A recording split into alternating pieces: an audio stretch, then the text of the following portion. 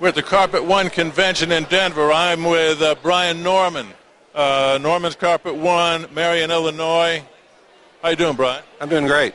Great convention. How do you like it so far? I like the drummers. They were good. Oh, yeah. It's always something to keep us alive and keep us up and going and upbeat. Yeah, one year they had people doing exercises during the break. I guess they only did that one time. Yeah, they did that to try to get our blood pumping a little bit. Tell me about your operation. I'm second generation. My father started the business. I started installing behind him at about 5 years old, picking scraps up. At 14, I had my own crew. Went to all the major schools when I was 17. So it's been my whole life. I'm 52 now. He's been, was out of the business, wasn't active in the business the last 5 years he was there. He'd been retired for 5.5 years. Now, we joined Carpet One in 96. So you knew from being a child that you were going to be doing what you're doing right now? Well, I considered going to the Air Force, but he convinced me that we could make the business bigger and better, and we did. What did you do when you came in to change it from the way that your father had operated? Well, I guess when he was still there, I got asked to be, all the major buying groups came in and asked us to join. I went to the Carpet Max at the time. I went to Abby. I went to all the others. Didn't like the format.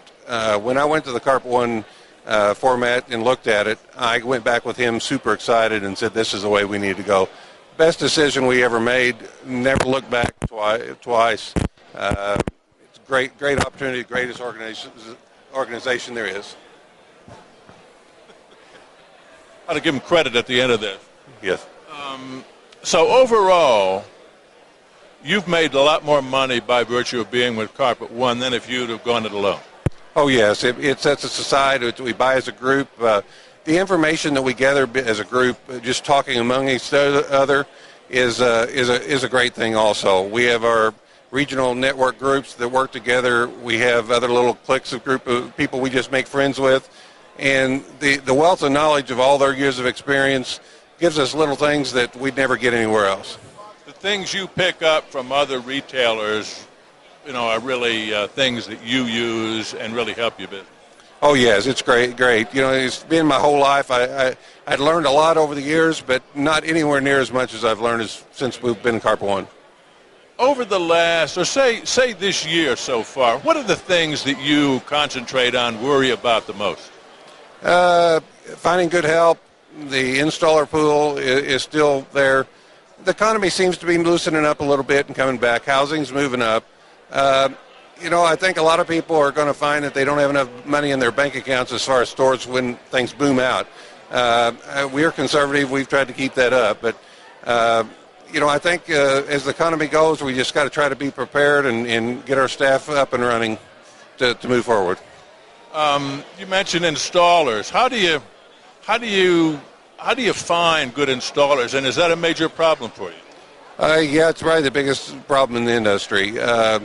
We're lucky enough that a lot of the installers we've used for a lot of years. But that next generation's not there. They may have their sons working with them, but their sons aren't quite as dedicated as they were, not the same generation.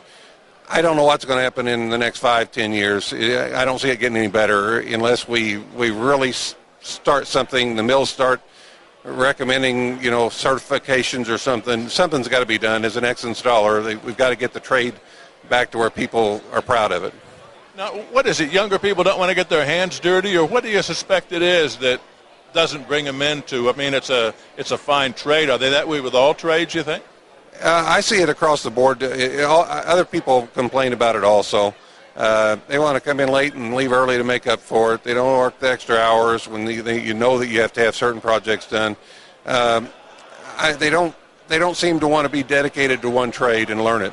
They skip around too much, and I don't know what the answer is. I think mandatory certification is one thing that might help. What's selling? They tell me LVT is a hot property. Is that a hot property in your store? We sell I was one of the first stores that Jim Gould called to come for test marketing for Pergo. And I'm only 2.5 hours away from St. Louis. Went up there. He wouldn't even tell me what it was. Took it on, saw some benefit. I'm a Pergo endorsed installer. We now sell no Pergo laminate. We sell tons of the Invincible LVT. a little bit of some of the other brands, the Armstrong Alterna, and we do some of the others, but our Invincible product, we're selling pallets. We're selling whole houses of LVT now. We actually have had people ask us when they're putting it through most of their house how much it would cost to go through their bedrooms. And to be quite honest, it hasn't been much more money when they're buying a medium-grade carpet. So putting a good product in there and all the way through, people love it, easier to clean, less allergy problems. We're doing that on lots of houses. So we're selling pallets and pallets. Now, do they come in the store, say, show me your LVT, or do they find it that's discovered in your store? Well, they come in looking at laminate or some, maybe not even knowing what they want. And it being the newest technology, fastest growing technology, our team, because we don't do laminate anymore, we really show it to them, and they love it when they see it. They love it when it's down. They love the way it cleans up. And it's actually stealing a little bit from other categories, wood and ceramic some too, just because of that. The numbers that they showed in here earlier. What's on your drawing board to do on in the future? You got some things that you're looking at doing? Oh, well, we're really trying to set some things up to where we get quality people in as far as salespeople. We're concentrating on training. We do blinds also, so we're trying to get them certified with Hunter Douglas. We found that's made a big difference on the amount of blinds they sell when they're certified. Diversification is where it really lies, and so the more little things we can do while we're in the home really makes the bottom line larger. Good. It looks like we're getting ready to get back in. I'll let you go. Brian, thanks very much. Enjoyed talking with you. Enjoy you too. Yeah. We've been talking with Brian Norman, Norman's Carpet One out of Norman, Oklahoma. Marion, Illinois. Out of Marion, Illinois. I just moved you there, about 800 miles. This is Talk Floor TV.